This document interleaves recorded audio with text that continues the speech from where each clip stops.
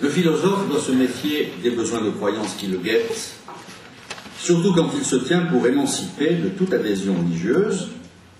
et pense savoir de quoi il retourne de l'histoire, du monde et du savoir. En ce sens, il se doit de ne pas trop croire ou croire trop vite avoir accès à la vérité. Il n'échappe évidemment pas à la croyance, et comment le ferait-il sans tomber dans des illusions redoutables, mais du moins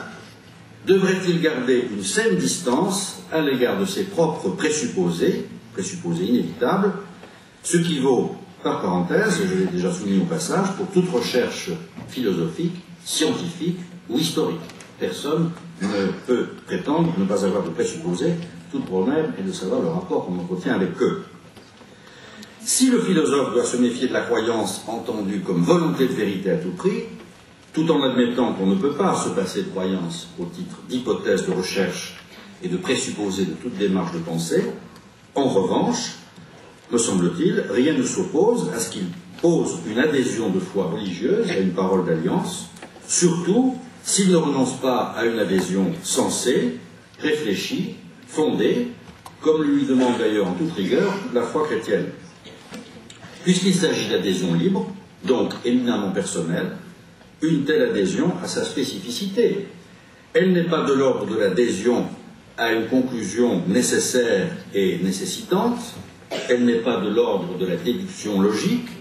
elle requiert pourtant une mobilisation de soi pour répondre par tout se mettre à une parole dont on a discerné qu'elle est parole de vie et de salut. En ce sens, un philosophe peut croire, mais il ne fera évidemment pas passer sa foi pour une conclusion nécessaire, en sorte que celui qui n'adhérerait pas serait à ses yeux un insensé.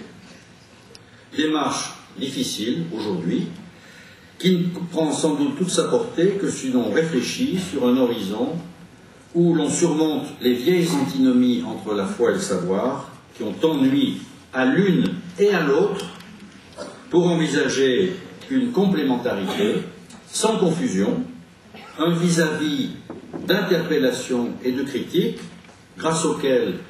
la raison surmonterait peut-être ses mauvais doutes et ses affaissements, et grâce auquel la foi s'émanciperait de ses maladies. Je vous remercie beaucoup pour votre attention.